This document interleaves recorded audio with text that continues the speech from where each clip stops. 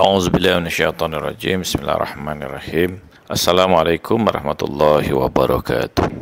Alhamdulillahi rabbil alamin. Wassalatu wassalamu ala asyrafil anbiya'i wal mursalin Sayyidina wa habibina wa syafi'i qulubina wa maulana bil qasim Muhammad. Allahumma salli ala Muhammad wa ali Muhammad wa ala ahli baiti thayyibin tahirin wa ashabihil muntajabin. Teman-teman semua, kita lanjutkan kajian filsafat kita. Pembicaraan kita pada kali ini terkait dengan wujud mental ya.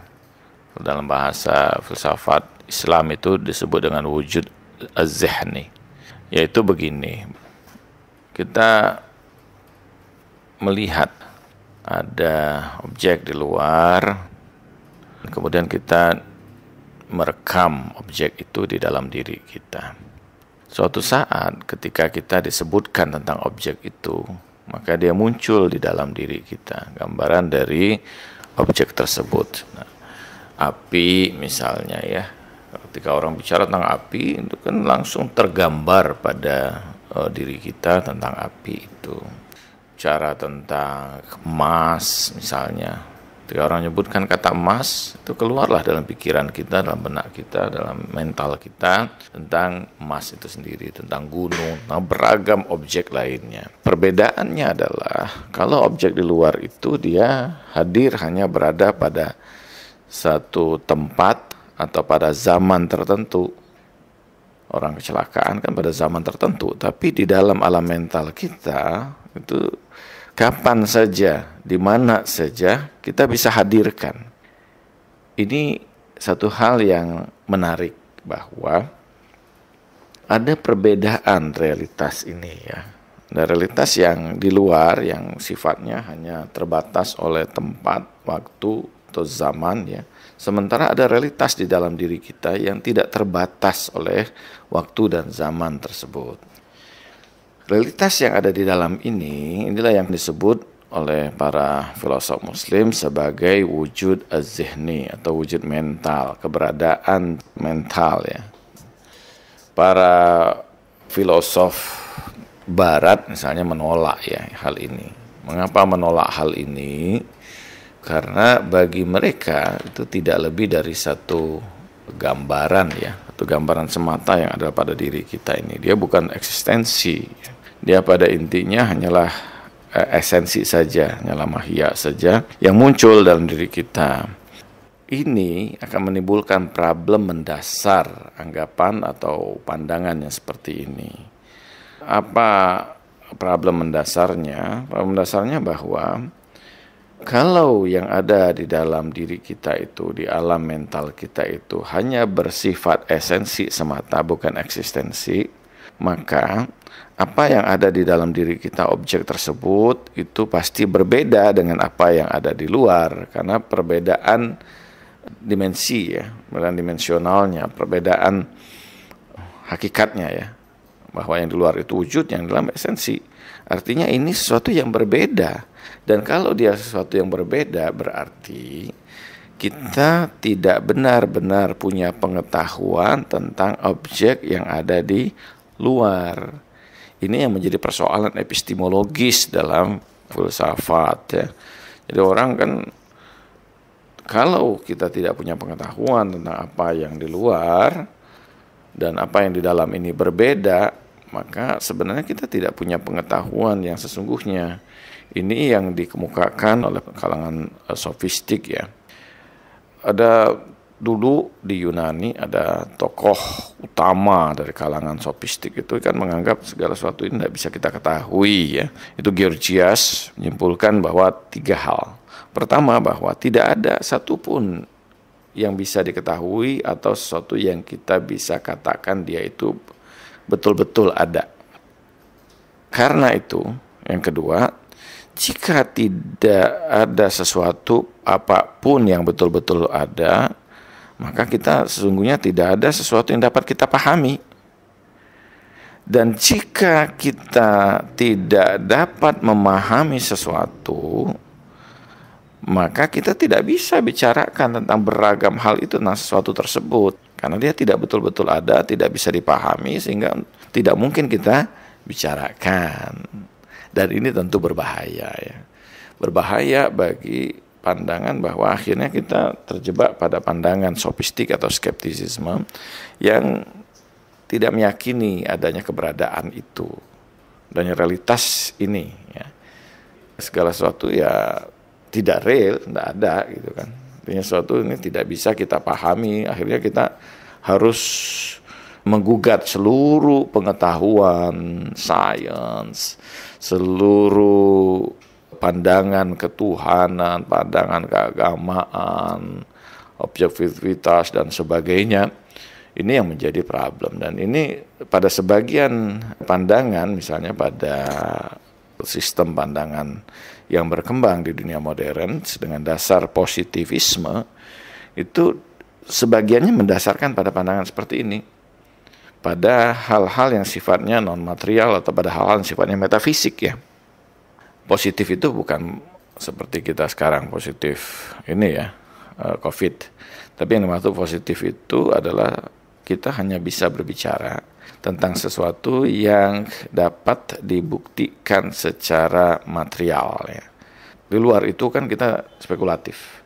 Kalau sesuatu itu spekulatif, maka sesuatu itu sebenarnya kita tidak betul-betul bisa paham, tidak ada.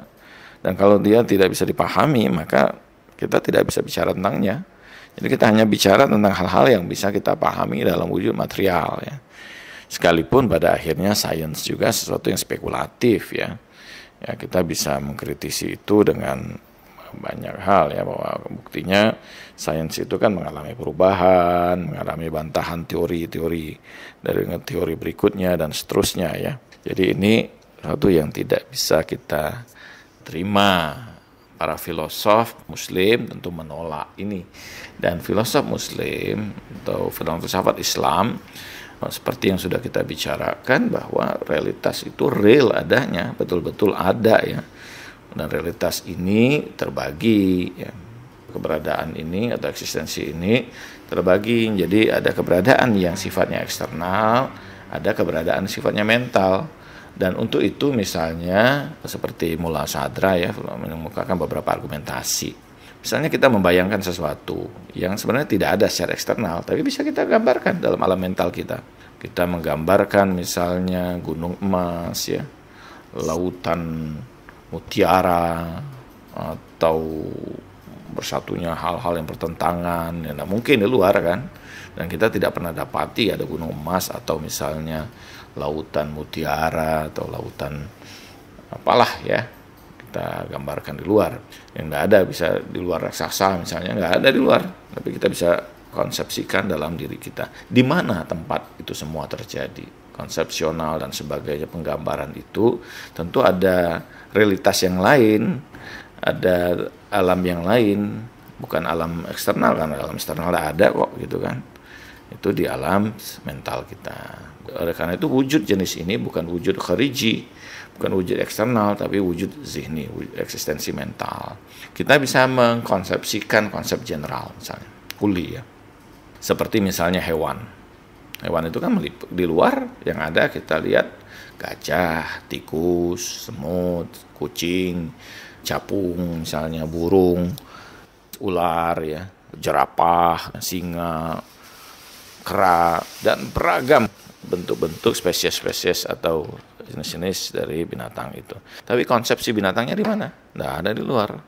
Itu hasil dari apa yang kita ambil dari kesatuan spesifikasi pada binatang-binatang yang tadi kita sebutkan, kita kemudian konsepsikan menjadi satu konsep yang kita sebut sebagai binatang. Manusia juga demikian. Manusia yang ada di luar itu kan ada Zaid, ada Khalid, ada Ali, ada Muhammad, ada Abdullah, ada Fauzia, ada Fatimah, ada Syarifah, ada beragam hal lainnya. Ini wujud orang per orang ya, tapi kita generalisasikan dalam satu konsep, kita sebut dia sebagai apa? Manusia. Di mana konsepsi itu ada? Bukan di alam luar, tapi di dalam diri kita, disebut dengan alam mental atau keberadaan mental. Jadi keberadaan ini ada dua ya, ada keberadaan eksternal, wujud eksternal, ada keberadaan mental atau wujud zihni. Kita bisa memisahkan warna dengan tempatnya bergantung, misalnya dengan dinding ya, atau dengan jilbab misalnya, akal kita memisahkan warna coklat dengan jilbabnya itu sendiri ya. Itu dua hal yang tentu di alam mental kita bisa kita pisahkan ya. Dan banyak hal lagi yang menjadi bukti bahwa adanya keberadaan alam mental ini. Apa efek dari kesadaran bahwa kita, atau pembuktian bahwa ada alam mental ini? Di antaranya satu, bahwa kita bisa membuktikan bahwa apa yang ada di luar itu sebenarnya sama dengan apa yang ada di dalam diri kita, hanya perbedaan pada tingkat level keberadaannya. Kalau luar itu ada level keberadaan eksternal, ini ada level keberadaan mental ya. Tapi dia sama, api yang muncul pada diri kita itu sama dengan api yang ada di luar, bedanya efeknya. Kalau di luar membakar, kalau di dalam diri kita tidak. Ada efek lain, seperti Ibnu Sina mengatakan bahwa tatrudul jahl ya, itu menghilangkan ketidaktahuan, kebodohan pada diri kita. Itu efek yang ada dari keberadaan mental ini. Ini juga menjadi bukti bahwa dalam proses kesadaran kita bukan hanya terhadap objek yang ada di luar. Ada kesadaran kita yang kesadaran pada tingkat mental ya. Nah, pengalaman-pengalaman atau penyaksian itu bukan hanya penyaksian pada objek-objek eksternal di luar, tapi juga pada objek-objek alam mental. Dan ini terjadi, jadi realitas misalnya terjadi di alam mimpi, yang kita saksikan dalam mimpi itu real adanya, karena dia ada dalam mental. Pengalaman-pengalaman batin seseorang yang penyaksian beragam hal yang tidak ada di luar, tapi bisa jadi ada di alam mental ya. Keberadaan tersebut. Nah, bahkan keberadaan alam mental itu mendahului dari keberadaan alam eksternal ini. Sebagai contoh, ketika seorang arsitek itu ingin membangun rumah itu sudah terbangun di alam mentalnya, baru kemudian dia bangun keluar ya.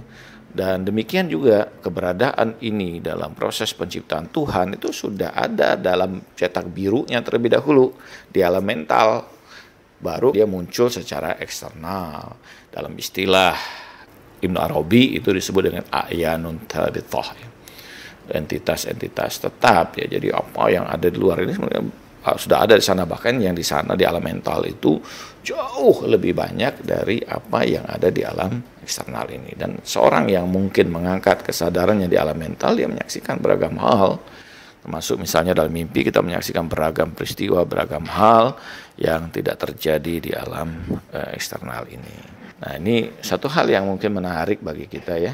Ini membuktikan juga dengan para filosof ini adanya apa yang diklaim oleh para sufi dengan penyaksian ruhania, syuhudi atau mukasyafah ya. Dan ini juga sekaligus membuktikan pembuktian objektivitas dalam epistemologi dan pengetahuan. Jadi betul-betul bahwa apa yang kita saksikan di luar itu yang muncul dalam diri kita dalam bentuk wujud mentalnya, dia hal yang sama, api adalah api yang sama, gunung yang sama, cuma perbedaan kualitas ya. Kalau ini di alam eksternal, ini di alam mental, dan efeknya tentu berbeda ya. Kalau di alam eksternal itu dia menempati ruang, kalau di dalam mental kita tentu dia tidak menempati ruang, karena itu alam yang terbebas dari ruang dan waktu. Anda bisa menghadirkan masa kecil Anda di masa sekarang, atau masa depan Anda bisa tarik juga sekarang misalnya. Itu bisa terjadi di alam mental kita ya. Betapa luar biasanya ini, alam mental ini, banyak hal yang sebenarnya bisa diselesaikan melalui pendekatan alam mental ini. Sayangnya mungkin waktu kita terbatas ya. Mudah-mudahan pada kesempatan lain mungkin bisa kita bicarakan lebih lanjut tentang keberadaan alam mental ini. Ini yang dibuktikan oleh para filosof dalam filsafat Islam tentang adanya eksistensi mental ya, atau wujud az-zihni. Oke, terima kasih teman-teman semua perhatiannya. Wassalamualaikum warahmatullahi wabarakatuh.